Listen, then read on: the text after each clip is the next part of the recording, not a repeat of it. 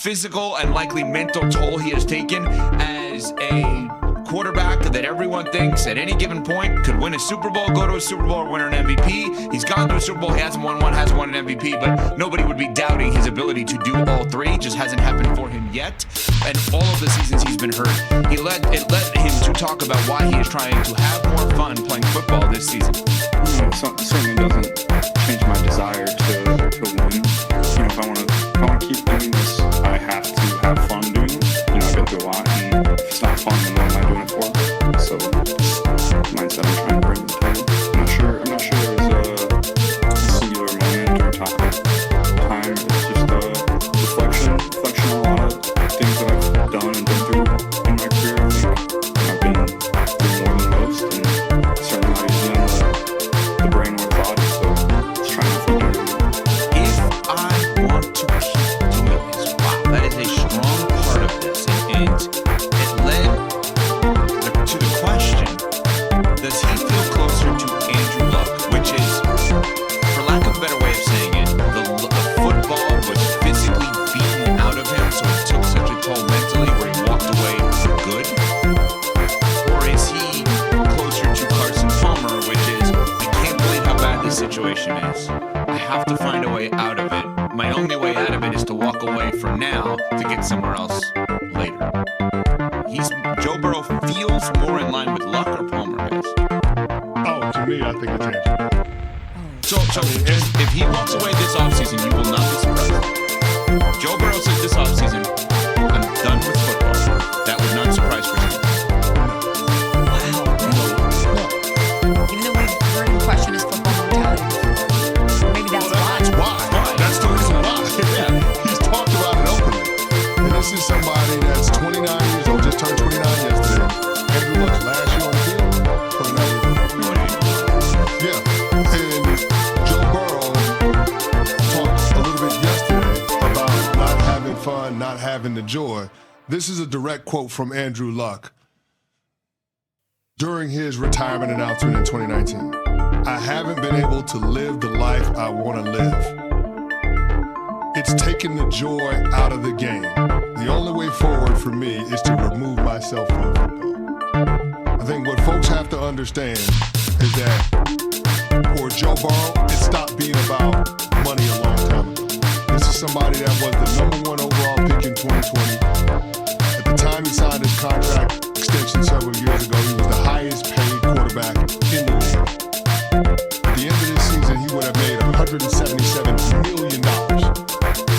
So this is about enjoying the game and quality of life. And as I've stated previously, when it comes to quarterbacks and how often they get hit, how often they get sacked, when you include the playoffs, since Joe Burrow has come into the league, no quarterback has been sacked. We've said this over and over and over again about the Cincinnati Bengals not protecting Joe Burrow, not taking seriously the impact that all of the hits, all of the injuries can have on your quarterback moving forward. This brings it into focus for everybody that's involved. This is serious, and I don't know how the Bengals fix it. Now, it could be trying to head this off by firing the head coach at the end of the year and trying to infuse the organization with a new voice, more optimism about something being different. You can cross your fingers and hope that that's enough to get Joe Burrow on the other side of whatever he's feeling right now. But to me, this is a very serious matter because this is a player talking about not having fun playing a kid's game for a king's ransom. This is very different than Carson Palmer not believing in the Cincinnati Bengals organization in terms of them helping him contend at the highest level of sport. And this is all just us deducing, it's speculation, but I also wonder if his desire to have fun and the consequences of him not having fun may have played a role in the organization listening to him when he's talking about what he wants.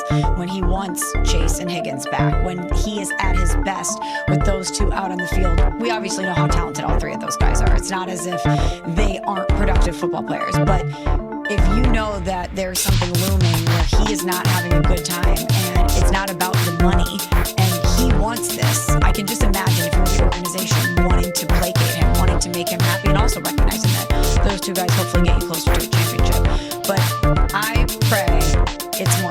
Carson Palmer and not Andrew Luck. Ultimately, Joe Burrow has to do what's best for him mentally and physically.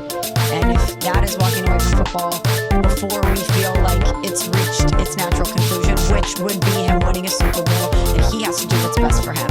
But as someone, it's funny because he's not having a lot of joy at times in his football experience. Every time he's out there on the football field, he brings a lot of people so much joy because he is so good at his craft. He is excellent at what he does. And I think for so many of us, we're like, gosh, what if he could stay healthy? What if he could be out on the field more consistently? What could he be capable of? Because anytime he's out there, whether it's him returning from a wrist injury or playing with a plate in his foot, he is dominant at what he does. So I hope that he gets more protection, he gets taken care of in a better way. If it means he has to leave there and go play somewhere else, there's a lot of different avenues this could go down. But as someone that does get a lot of joy watching him play football, I hope that the end is far down the road. Yeah, this feels like more than just football. He alluded to that yesterday, talking about a lot going on even Joe Burrow in his life right now.